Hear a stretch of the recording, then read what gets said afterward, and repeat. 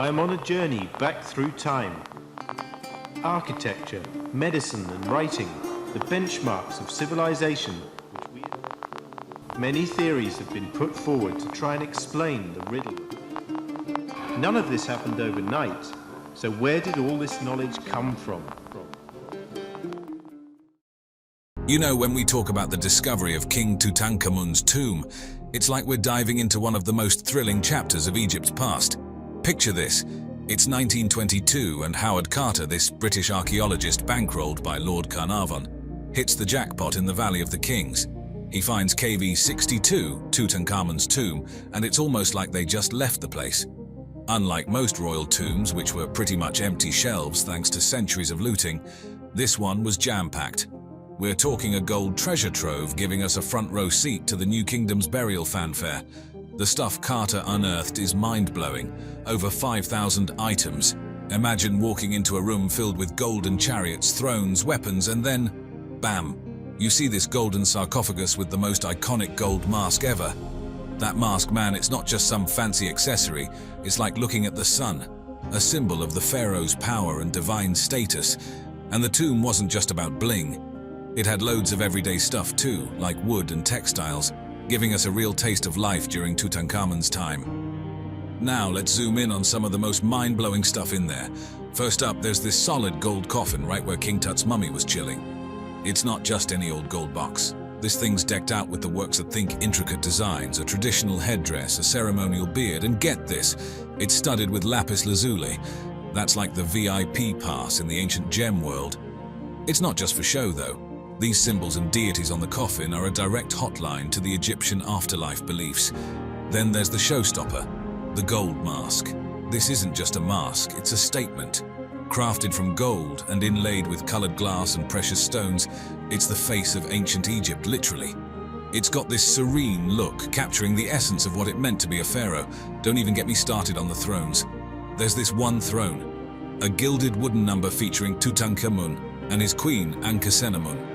It's like an ancient love seat, but royal style, with detailed carvings and inlays. It's a sneak peek into the royal love life back then. Now, for the warrior in Tut, there are these archery bows and trumpets. They're not just well-preserved antiques, they're symbols of his role as a hunter and warrior. Think about the craftsmanship that went into making these. It's like ancient Egypt's version of high-tech gear. And then there's this lotus chalice made of alabaster. The lotus in their culture was a big deal. It meant creation, rebirth. So this wasn't just a fancy cup, it was a symbol of life's cycle. Of course, there's more chariots, shields, a royal seal, even clothes and jewelry.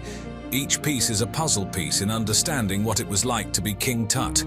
And the jewelry, oh man, it's not just bling. It's full of religious and protective mojo. So, what's all this worth? Sure, there's a price tag. The gold mask alone is worth over $2 million. But honestly, can you really put a price on a time capsule like this? It's like holding a piece of history in your hands.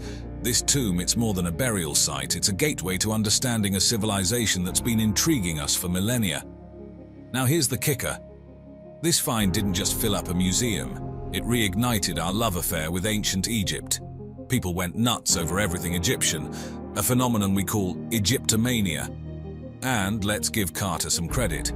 The guy was a trailblazer in how to do archaeology right, detailed, careful, making sure nothing got lost in the shuffle. But it wasn't all smooth sailing. Keeping these treasures safe and sound has been a bit of a headache. They're old, delicate, and need a lot of TLC. Luckily, you can still see many of these jaw-dropping pieces, including the star of the show, the gold mask at the Egyptian Museum in Cairo. It's like a magnet pulling in folks from all over the globe, all eager to peek into a world that's been gone for millennia.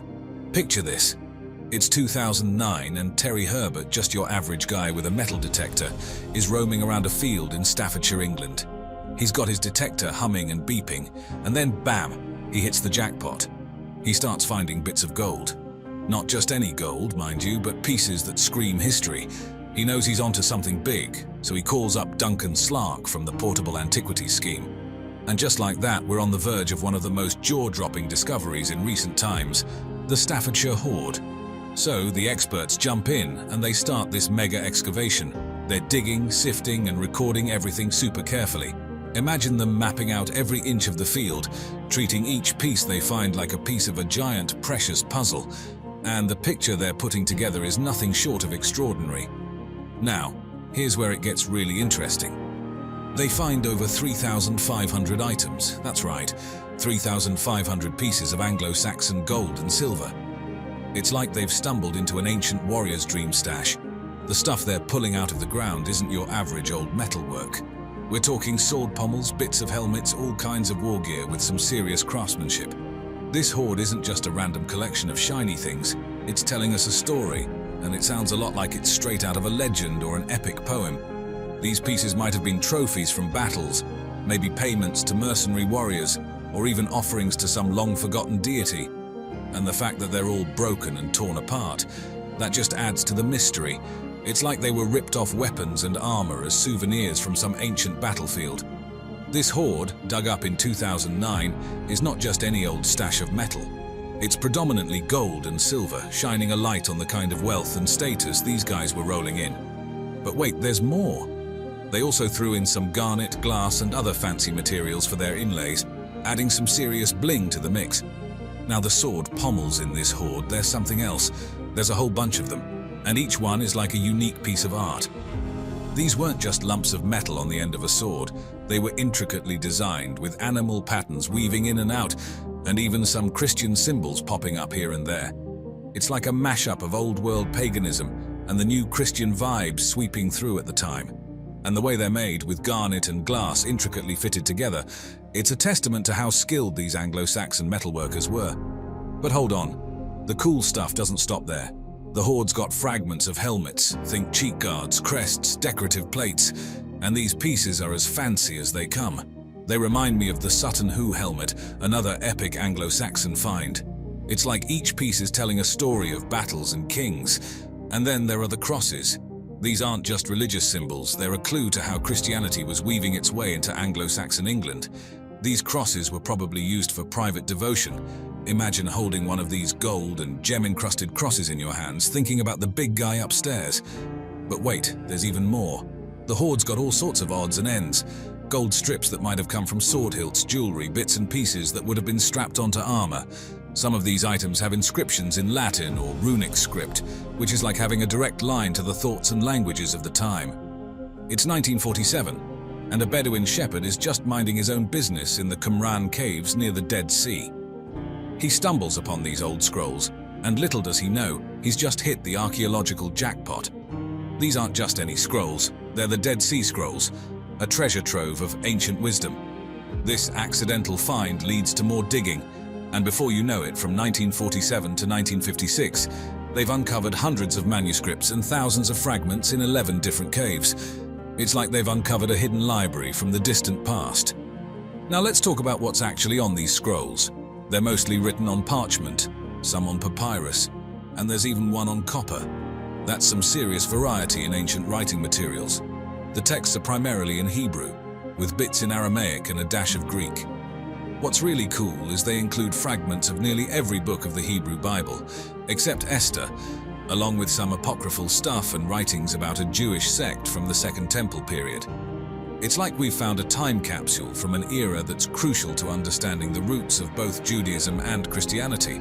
The real kicker here is that these scrolls are the oldest copies of the Hebrew Bible we've ever found, dating from way back in the 3rd century BC to the 1st century AD. They offer a glimpse into the diversity of religious thought during the Second Temple period, like getting a backstage pass to early religious practices and beliefs.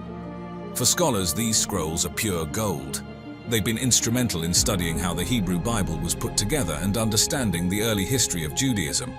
This is one of the things that, the archaeologists and the prehistorians, people are looking at that, have failed to take into account. Now within there could be all kinds of stuff that's not even recognized as being artificial in the sense that humans had anything to do with it.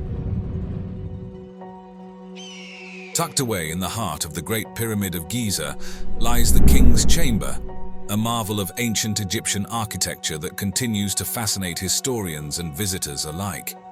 If you look at the famous King's Chamber, its walls and its ceiling of the King's Chamber are all made with gigantic granite blocks. Imagine walking through the Grand Gallery, a corridor stretching 47 meters long and rising 8.6 meters high to reach this iconic chamber. This journey alone, through such an expansive space within the solid stone of the pyramid, showcases the incredible skill of ancient Egyptian builders. Now, Egyptologists will tell you that, they could move heavy blocks because they put them on wet sand and they push them along on wet sand. Well, maybe if you're just at ground level, that will do. But when you're 350 feet above the ground, as you are in the King's Chamber, that won't do at all. The King's Chamber itself is a testament to the Egyptians' advanced understanding of materials and construction techniques. Carved from red granite brought all the way from Aswan, over 800 kilometers away, the chamber's very walls speak of a civilization capable of monumental feats of logistics and engineering. The room's dimensions, about 10.47 meters by 5.234 meters and 5.974 meters high, are thought to be imbued with symbolic meaning, perhaps aligning with celestial or pharaonic principles. If we're only looking for a mere reflection of ourselves, we could overlook it completely. I think we're getting very close to rediscovering some of the things that our ancient ancestors were up to. At the chamber's center lies a red granite sarcophagus, believed to be the intended resting place of Pharaoh Khufu, though intriguingly, no human remains have ever been discovered within it. The sarcophagus bears marks of damage and wear, silent witnesses to the millennia that have passed since its creation. Its very presence in the chamber, given its size, suggests it was placed there during the construction of the room, hinting at the meticulous planning that went into the pyramid's design. Above the chamber, an ingenious system of 5 relieving chambers helps distribute the weight of the pyramid, protecting the space below. This feature highlights the ancient builders' sophisticated understanding of structural integrity. Additionally, the chamber is equipped with 2 narrow shafts extending to the pyramid's exterior. Initially thought to be for ventilation, these shafts are now believed to possibly serve a more symbolic purpose, possibly aligning with stars or celestial phenomena significant to Khufu's journey in the afterlife. Step into the heart of the Great Pyramid of Giza, and you'll find yourself in the Grand Gallery, an awe-inspiring testament to the ancient Egyptians' architectural genius. I don't know how they did it. All I know is they did it. I don't think anybody knows how they did it, how they lifted those stones, how they brought them up to that level. I think we're looking, again, at a lost technology. This corridor is not just a path to the King's Chamber. It's a showcase of ancient ingenuity and a symbol of the civilization's advanced engineering capabilities. Imagine walking through this grand space, with walls that narrow as you look upwards, thanks to the sophisticated corbelling technique used in its construction. This method, where each layer of stone slightly overhangs the one below, creates a dramatic narrowing effect towards the ceiling. It's a clear sign of the Egyptians' mastery in using architecture not only for structural stability, but also to inspire awe. The materials themselves, limestone blocks for the walls and heavier stones for the ceiling, were chosen with care, ensuring the gallery could bear the immense weight of the pyramid above. The Grand Gallery served a crucial role as the gateway to the King's Chamber, possibly designed to awe and inspire those who walked its length. But its purpose might have extended beyond mere access. Some scholars suggest it played a part in the pharaoh's funeral procession or other rituals connected to the afterlife journey. Features like the Great Step, a massive stone at the gallery's end, and various slots and holes along its walls hint at a space designed for more than simple passage, possibly aiding in the construction of the chamber. Moving on to another fascinating marvel of the pyramid, the Queen's Chamber. It holds mysteries that have puzzled scholars and enthusiasts for centuries. Despite its regal name, it's widely believed that this chamber was never intended as a final resting place for a queen. The lack of any burial artifacts and its distinctive features have sparked endless speculation about its true purpose. Positioned centrally within the pyramid, yet at a lower elevation compared to the majestic King's Chamber, the Queen's Chamber offers its own unique allure. Imagine venturing about 20 meters above the ground level through a corridor extending from the Grand Gallery to discover this intriguing space. Its dimensions create an unexpectedly spacious environment, with a pointed roof reaching up towards the pyramid's core, adding to the chamber's grandeur. One of the chamber's most striking features is a large niche in the eastern wall. Standing about 4.6 meters high, this vertical recess has baffled many. Was it intended for a statue serving a symbolic or ritualistic purpose, or does it hold a deeper meaning related to the pharaoh's journey in the afterlife? The construction technique of the chamber's roof, using corbelled layers of stone that create an inverted V-shape, mirrors the design seen in the king's chamber, suggesting a deliberate architectural choice to ensure stability and perhaps to bear symbolic weight. Theories about the chamber's purpose are as varied as they are fascinating. Some suggest it was used for rituals related to the pharaoh's rebirth or regeneration, with the niche possibly housing a statue or symbolic object. Others propose that its location and design might reflect ancient Egyptian cosmological beliefs or serve a more mundane purpose, like distributing the pyramid's weight or housing a statue of the deceased in a serdab-like arrangement. Recent technological advances have opened new doors in understanding the Queen's chamber. Non-invasive techniques like infrared thermography and muon radiography have been employed to peek behind the chamber's walls, searching for unknown cavities or clues to its construction and purpose. Within the Great Pyramids lays another mystery. Its air shafts and the subterranean chamber, features as fascinating as they are puzzling. The air shafts, narrow corridors carved into the stone, stretch from the king's and queen's chambers to the pyramid's exterior. These aren't your average architectural elements. Their design, discovery, and speculated purposes are a treasure trove of intrigue and speculation.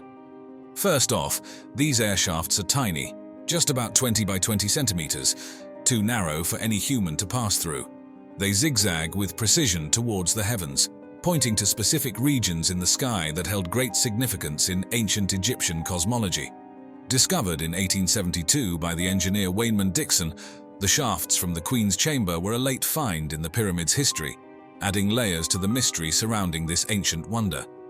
Originally thought to ventilate the chambers, this idea doesn't hold up for the Queen's chamber shafts, which don't quite reach the exterior. Instead, the prevailing theories are far more mystical. Some believe these shafts were aligned with stars or constellations like Orion and Sirius, linking the pharaoh with the gods of the afterlife. The intrigue doesn't end there. With modern tech, robotic cameras probe these shafts, uncovering doors and chambers within, deepening the mystery. What were these ancient engineers up to?